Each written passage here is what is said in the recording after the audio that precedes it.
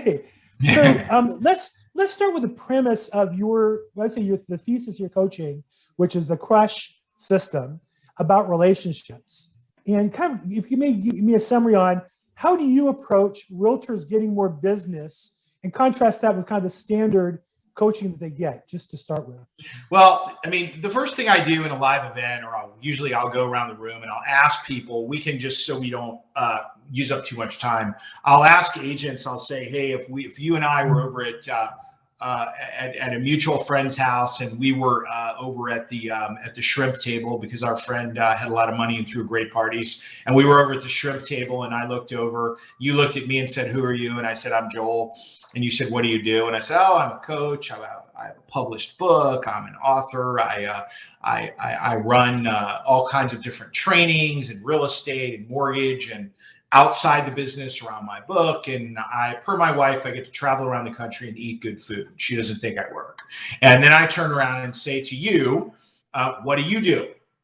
And then I like to hear agents' answers. And most of the answers are just awesomely phenomenal. I help people with the American dream. I herd cats. There's all kinds of really cool answers, but nobody ever answers the right way. So I start off by teaching agents that your answer every time, 100% of the time, always time, is I'm a real estate expert. Anything from the front walk to the back fence is me. Anything having to do with real estate is me. I spend my whole career making sure I'm an expert in all types of residential real estate, because everyone on this call misses referrals and all kinds of things because people really don't know what you do. Again, we cover that in our crush training and everything, and I don't want to eat a bunch of time on that. But if you think about this for a minute, what I try to do is get in agents' heads right away, and this usually makes people kind of come all into me and want to hear more, or just turn off like they think I don't know what I'm talking about.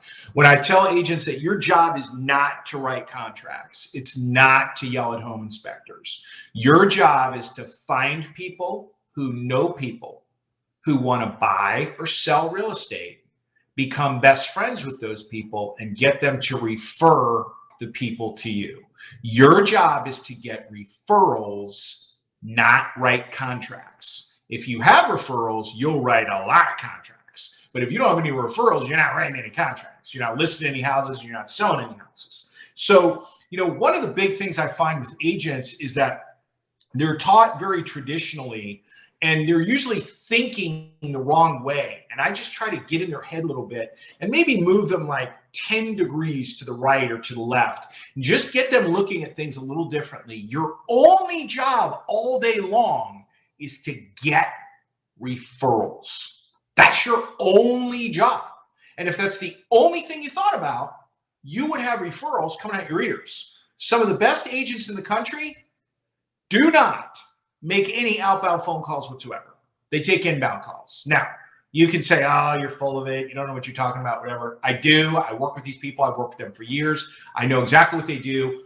They literally take inbound calls. Now, does that happen in 2 seconds? No. It takes a while, but that's where we move their business to. They are taking inbound calls.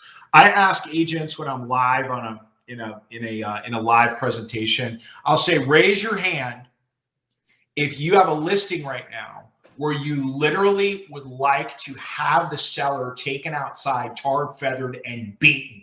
Literally, you would like to turn them into the whatever commission. I mean, just the most horrible seller ever. Raise your hand if you have one, and everyone in the room will raise their hand. And then I'll say, keep it up if it was a cold lead or a relative. And everyone starts laughing, and every hand stays up. Okay, because it's either a relative who's just shaking you down and be a pain in the butt because they're a relative, or you got it off Zillow or Realtor.com, or but we're one of the many places where you had to do battle to get it. And those are the people where you come in and you're all ready to take the listing. And I mean, you're just ready. You've done all your research. The property's worth $749,000. I know we're in a crazy market right now. Just play along with me for a second. The property's worth $749,000. You walk in the door and they look you in the eye. Pretend we're pre-COVID just for a minute, because right now I know we're crazy town. And they look you in the eye and they go, yeah, $870. And you're like, wait, what? Well, my next door neighbor, they have a wet bar in their basement. They have those are always those listings. The listings you want are what I like to call a cookie listing. That's when you walk in, you list the house, and then you eat cookies and walk around and look at pictures for the other 58 minutes. Okay?